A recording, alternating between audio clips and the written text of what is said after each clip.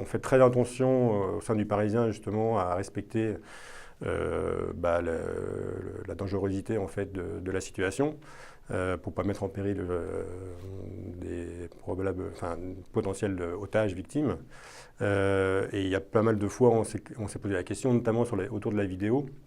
Il y a pas mal de nos confrères qui ont diffusé la vidéo des terroristes à Charlie Hebdo. Nous, on a montré juste la partie où, quand ils s'enfuyaient au bord de leur véhicule. On cherche tous à faire des audiences, à diffuser plus largement notre information. Notre premier actif, c'est la marque. La marque, c'est pour ça que par rapport à votre première question, il faut la respecter.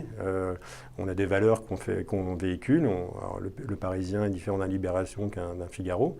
Nous, on se veut être un journal grand public et accessible et citoyen.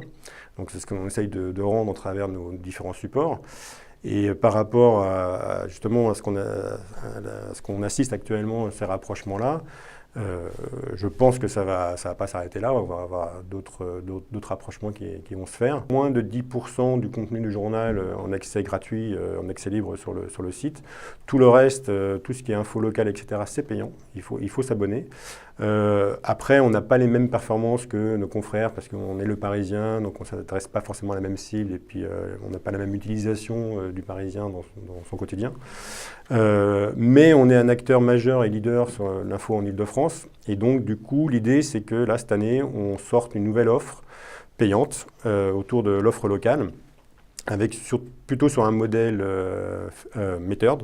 Donc compteur, après X pages que vous consommez, on va vous demander de vous abonner, soit à une édition départementale, soit à l'ensemble du contenu en Ile-de-France.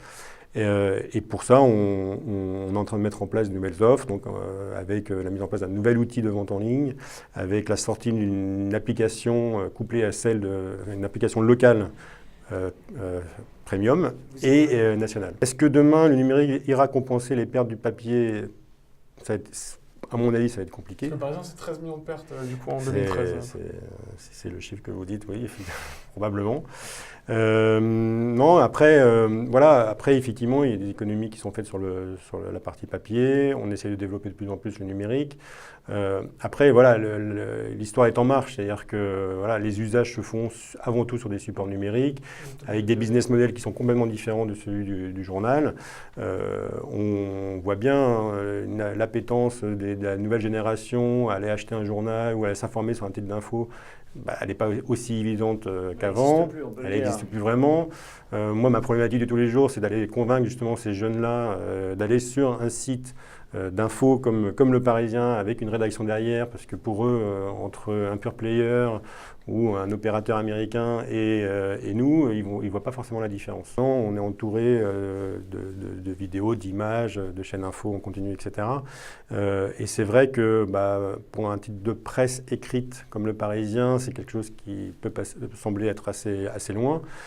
Sauf que voilà, ça reste de l'information, c'est un nouveau format d'information. Donc c'est pour ça qu'on a investi, ça fait déjà longtemps qu'on fait de la vidéo sur le Parisien.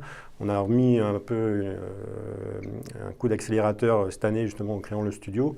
Et ça va de pair, selon moi aussi, avec le projet Data Visualisation, qui est très visuel également, où en fait certaines formes d'information est plus facile à expliquer à travers de l'image, quoi.